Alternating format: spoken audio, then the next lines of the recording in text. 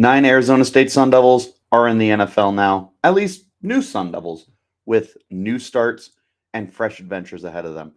What exactly does their future hold for them, though? What can we expect?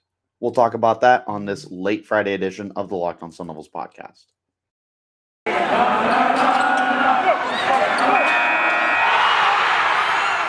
are Locked on Sun Devils, your daily podcast on the Arizona State Sun Devils, part of the Locked on Podcast Network, your team every day.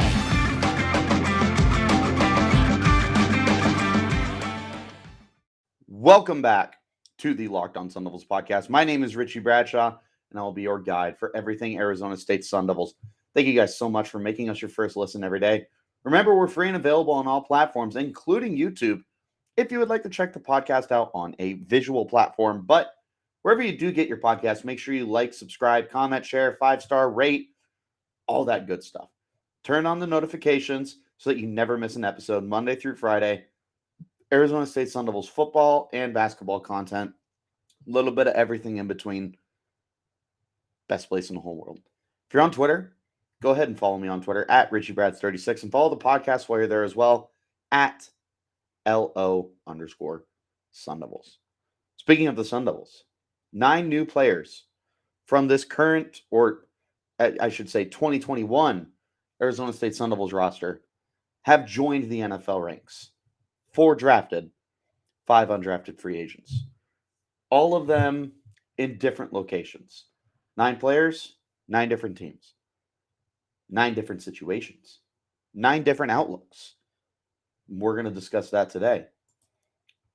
Let's start with the drafted guys. Before we even get there, the 9 guys that are in the NFL now. You have the 4 who were drafted: Rachaad White, DJ Davidson, Jack Jones, and Chase Lucas.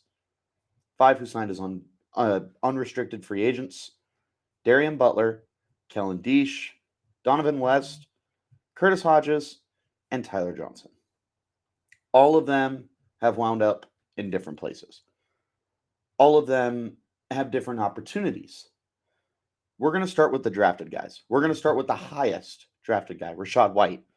Friend of the podcast, Rachaad White, by the way.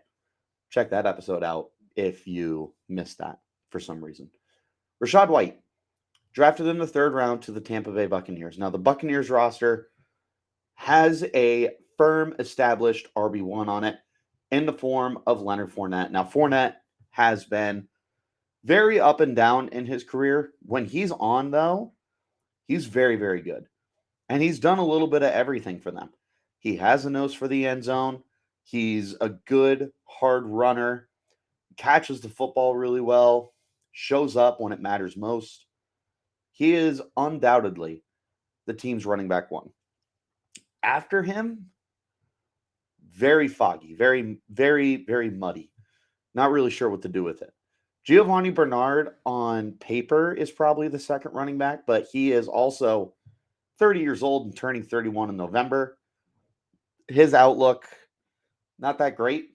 And I'd be surprised if he even made the team because you'd rather go with the young guys. Keyshawn Vaughn, another guy, I believe he's in his 3rd or 4th season now. Hasn't done anything. Not a lot to make the roster.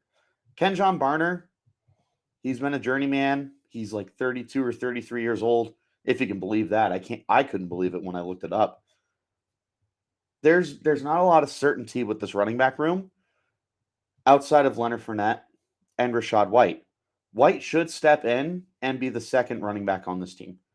I would even go as far to say that Rachaad White is potentially the primary passing down guy. Now, if he can show some skills as a good pass protector, which is a very important aspect of this offense and one of the reasons why Fournette has been ahead of the other guys. Now, Fournette's not an elite pass blocker, but he's miles ahead of the rest of the team. So if White can show off the ability to be a good pass protector for Tom Brady, he's going to get those reps on obvious passing downs.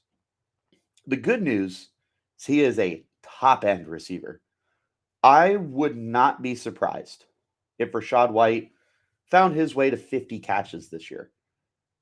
That is provided that he does get close to a full-time role on passing downs. I do think that Rachaad White is a guy who, as long as he's healthy, is going to see 100 touches, rushing and receiving. I think he's too good of a player to just not put on the football field.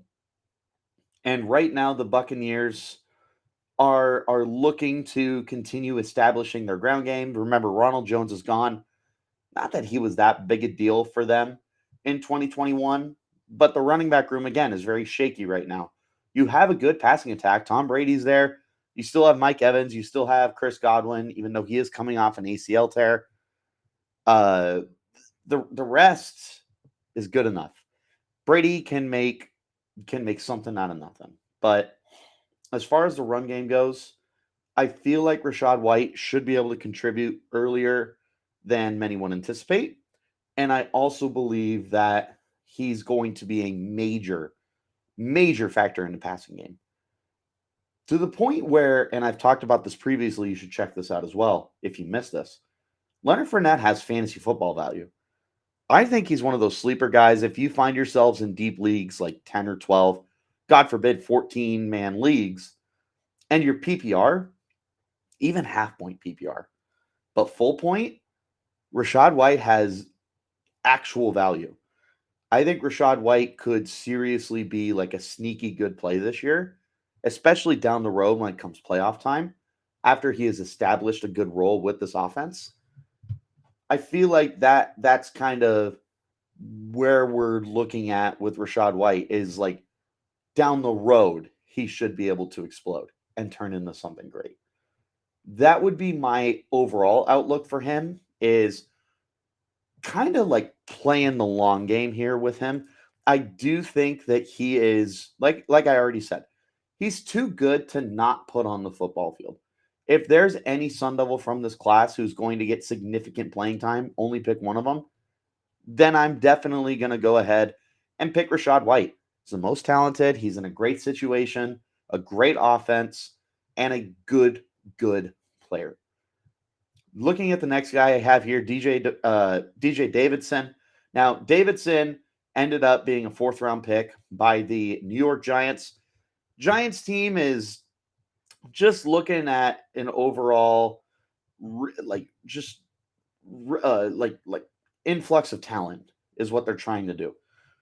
They're trying to bring together something because you've got a brand new head coach and a new regime pretty much that's trying to figure out what its outlook for the future is. And that involves a lot of, what do we have on the roster right now? Can we get rid of anything? Do we have anything we want to keep? DJ Davidson being a 4th-round pick as basically a nose tackle, that'll go a long ways. Looking at their team, he's probably the only nose tackle there. The only other guy I see is Justin Ellis. Other than that, Dexter Lawrence is a massive defensive tackle. Leonard Williams is a defensive end. That's pretty much it.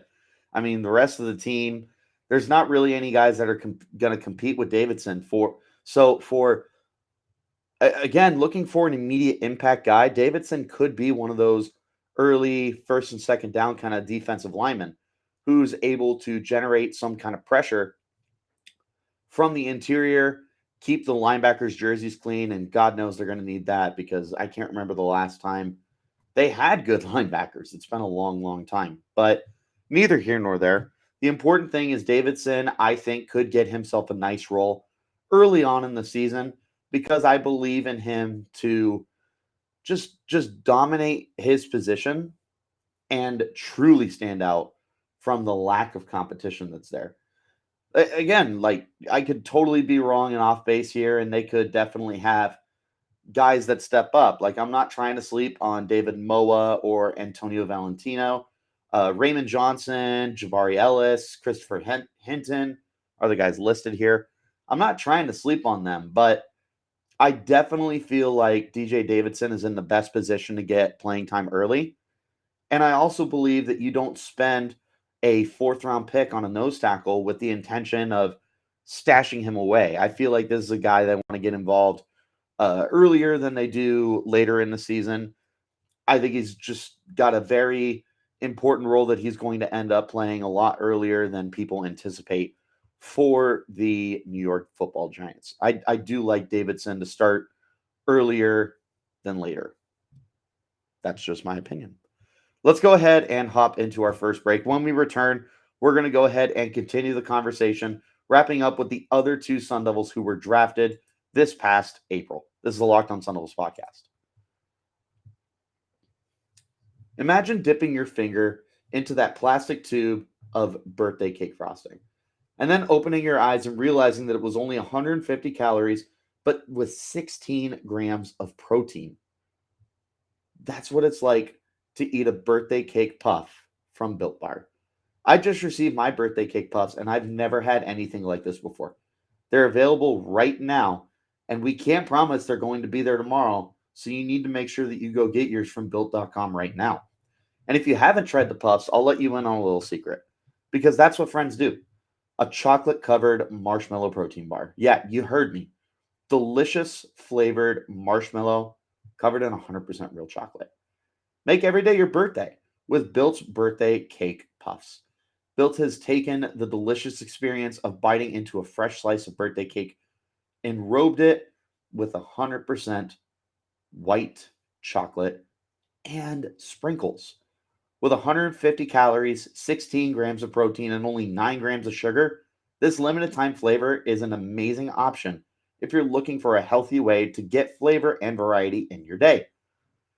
All Built Bars are covered in 100% real chocolate. That means not only will Built Bar be healthy for you, but you're going to enjoy eating it too. And they make it with collagen protein, which your body absorbs more efficiently and provides tons of health benefits. Go to Built.com to get the birthday cake puffs right now. Go to Built.com and use the promo code LOCKED15 to get 15% off your order.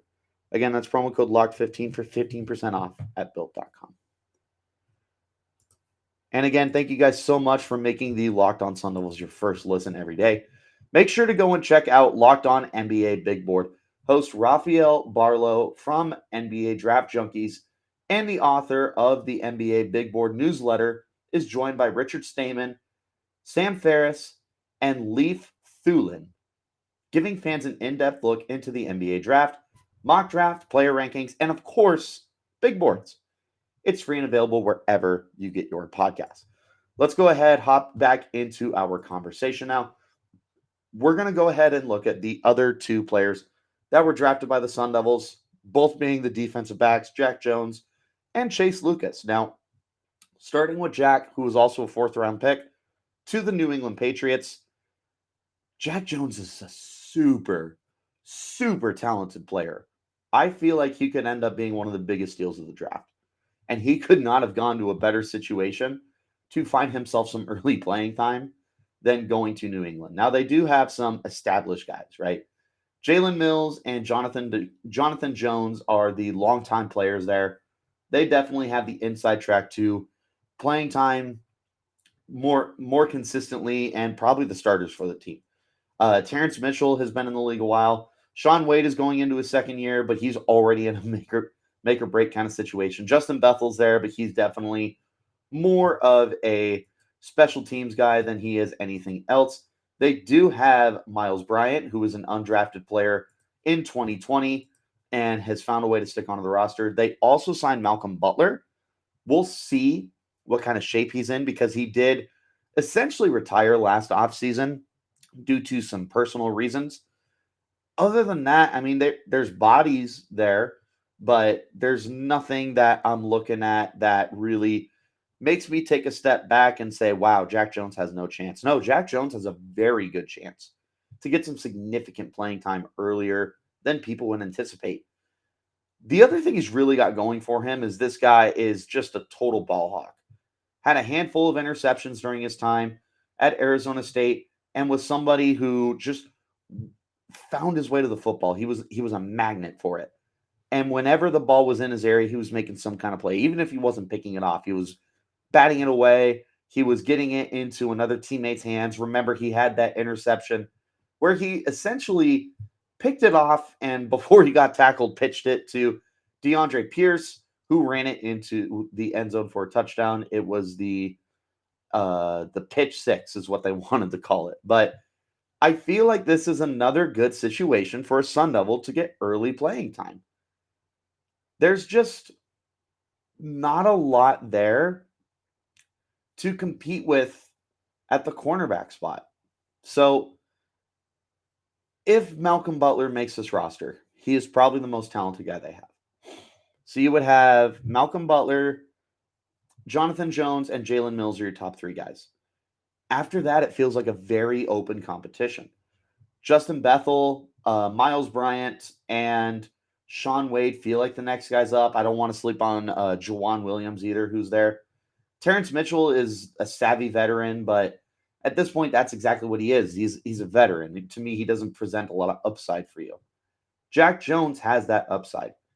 He's going to have to find a way to really stand out during camp and the preseason and then dominate special teams. But they spent a fourth-round pick. That's a halfway decent pick.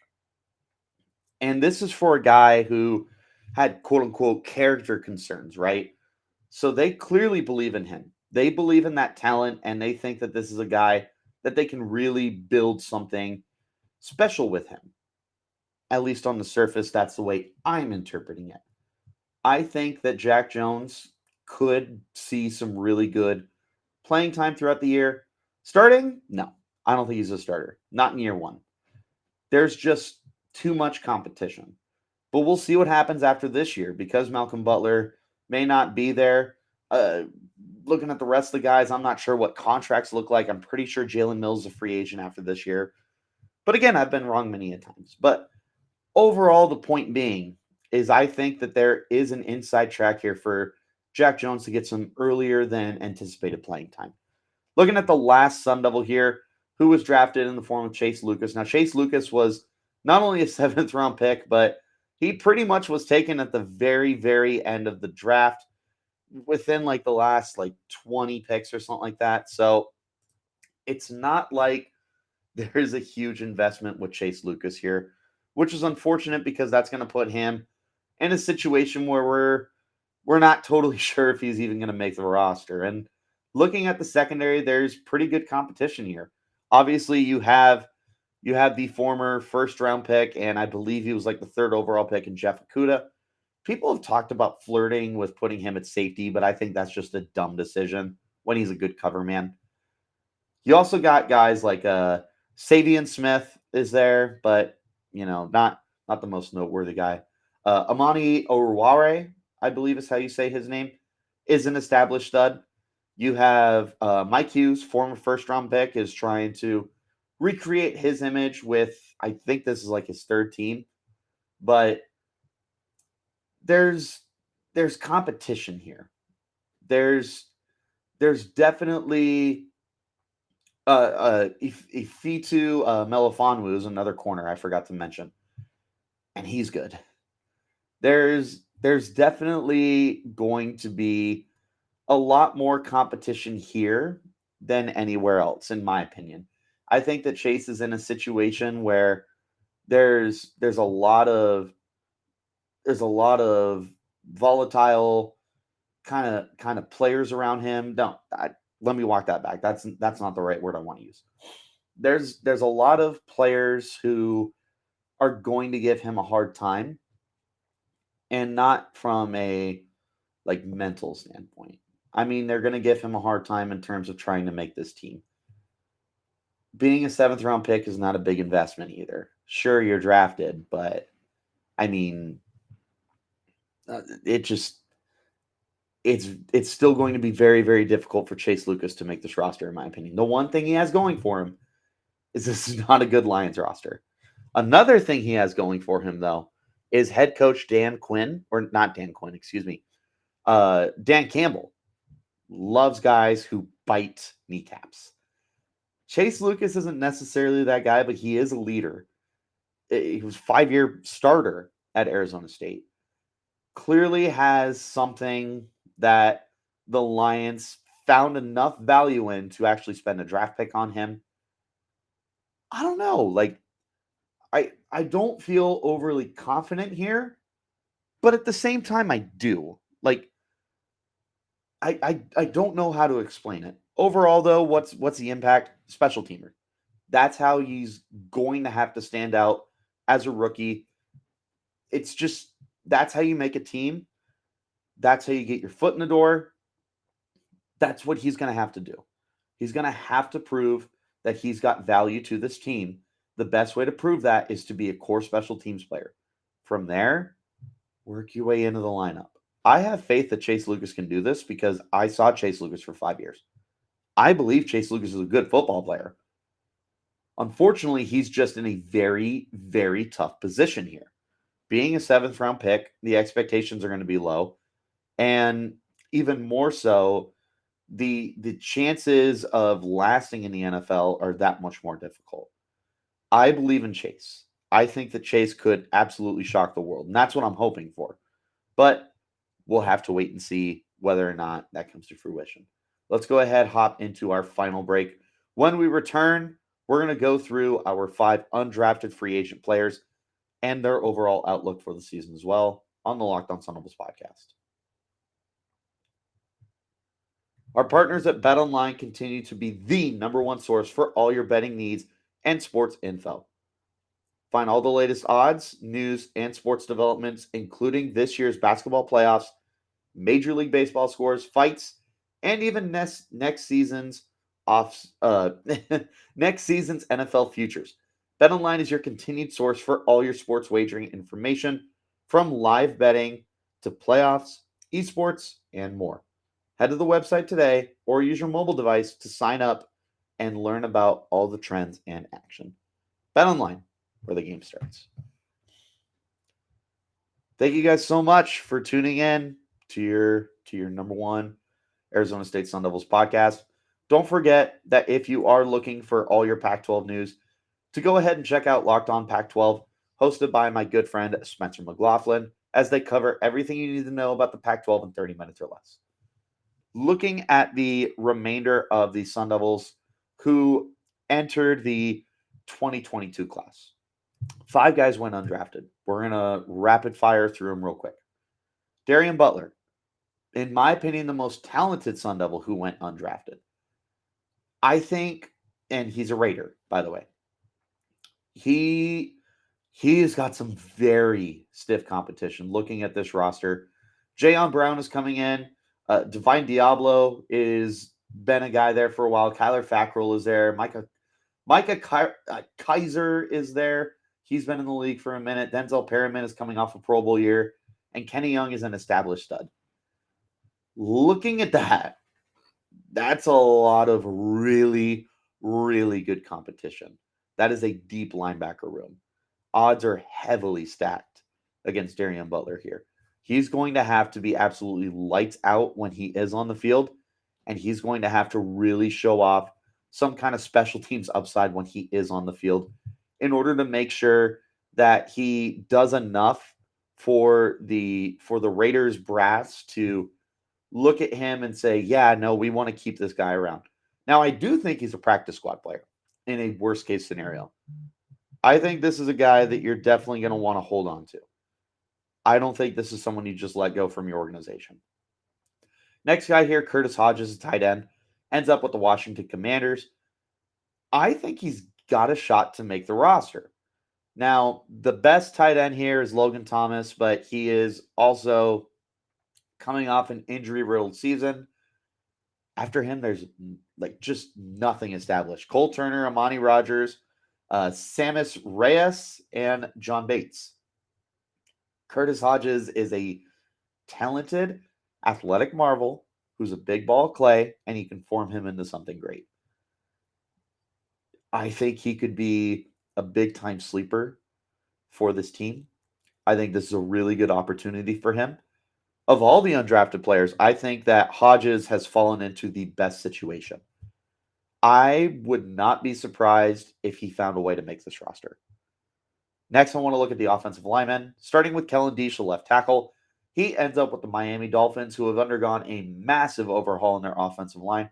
Just this offseason, they signed Terron Armstead, to be their left tackle and Connor Williams to be their right guard, or one of their guards, I should say. Michael Dieter is the established center. Austin Jackson is kicking in to right guard. And then at right tackle, it's kind of an open competition. You have Liam Eichenberg, who's probably the favorite to end up winning that job. Greg Little is there, but then you have the opportunity present for Kellen Diesch. And I do think that Diesch is a very talented guy. I think the biggest question was is there enough functional strength for him to turn into some kind of dominant offensive lineman? If he can find a way to really prove that he is not just an athletic marvel at the position, he's got a chance to stick here. This is also a good situation for him, was ending up with the Miami Dolphins. So love the situation for him. I feel like he could be somebody who finds a way onto this roster. Dohnovan West, the center, ends up with the San Francisco 49ers. This is another similar situation. They don't really have an established center. Now, they did draft Spencer Burford, but he is definitely more of a guard. Looking at the centers he's competing with, you have Jake Brendel, Alex Mack, who's been in the league a long time. That's about it. Alex Mack is definitely very solidified, former Pro Bowler. He's not going anywhere. But West could potentially be center number 2 and someone that they sit behind Mack to develop him, because Alex Mack has been in the league forever. I mean, he'll be 37 in November. This isn't a young guy. So here's hoping that maybe you can find a way to allow Dohnovan West to develop. I think that's his best opportunity. And then Tyler Johnson, the final guy here. Tyler Johnson is definitely not in an ideal situation being with the Baltimore Ravens. Or, excuse me, total opposite. He is in a good situation with the Baltimore Ravens. I think that he could definitely prove to give the team some rather good depth at a position where they have been pretty weak, all things considered. Now, they do have some fun guys like Odafe Owe, Tyus Bowser, and they just drafted David Ajabo. Beyond them, there's not a lot of depth. Plus, Ajabo and Tyus are coming off of Achilles tears. You have Jalen Ferguson. He's not necessarily a guy that you feel confident to even make the roster right now. Other than that, it's a lot of open competition. But for Tyler Johnson to stick, he's got to start with special teams. I mean, for goodness sake, John Harbaugh is a special teams specialist, for lack of a better term. If Tyler Johnson can stand out to him there, he has a chance to make the roster. He makes the roster with the way that this outside linebacker position is looking right now for the Ravens. There is a chance for Tyler Johnson to stick. And that's what I'll be hoping for. Especially as a Ravens fan, obviously I want to see Tyler Johnson around for a while. We'll see. This truly isn't that bad of a situation for him. So I'm hoping that it ends up working out. We'll find out. In the meantime, though, that is going to wrap up this edition of the Locked On Sun Devils podcast. Again, thank you guys so much for making us your first listen every day. Remember, we're free and available on all platforms, including YouTube, if you want to check us out in a visual platform. But wherever you get your podcasts, make sure you like and subscribe. Turn on those notifications so you never miss a podcast. Free and available Monday through Friday, covering Arizona State Sun Devils, football, basketball, and otherwise. But until next time, guys, you keep it locked right here on Locked On Sun Devils.